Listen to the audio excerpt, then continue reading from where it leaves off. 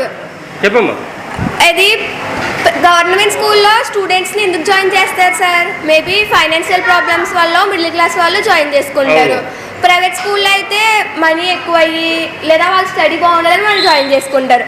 మరి తల్లికి వందనం గవర్నమెంట్కి వేసి ప్రైవేట్కి వేస్తే ప్రైవేట్ వాళ్ళు వచ్చి గవర్నమెంట్లో జాయిన్ అవ్వాలంటే ఎలా జాయిన్ అవుతారు సార్? అప్పుడు తల్లికి వందనం గవర్నమెంట్కి వేయాలి, ప్రైవేట్కి వేయకూడదండి సార్. అంతే సార్. అంతే సార్.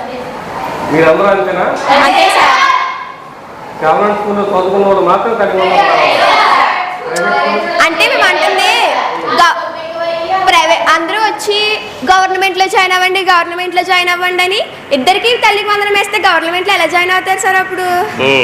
ఓకే, మంచి పాయింట్ అమ్మా. ఓకే, అందరికీ తెలిసేలాగా చేద్దాం. ఓకేనా? Thank you sir. I have a doubt. చెప్పమ్మా.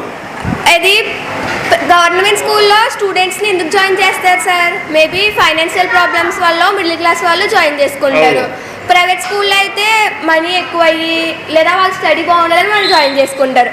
మరి తల్లికి వందనం గవర్నమెంట్కి వేసి ప్రైవేట్కి వేస్తే ప్రైవేట్ వాళ్ళు వచ్చి గవర్నమెంట్లో జాయిన్ అవ్వాలంటే ఎలా జాయిన్ అవుతారు సార్? అప్పుడు తల్లికి వందనం గవర్నమెంట్కి వేయాలి, ప్రైవేట్కి వేయకూడదండి సార్. అంతే సార్. అంతే సార్.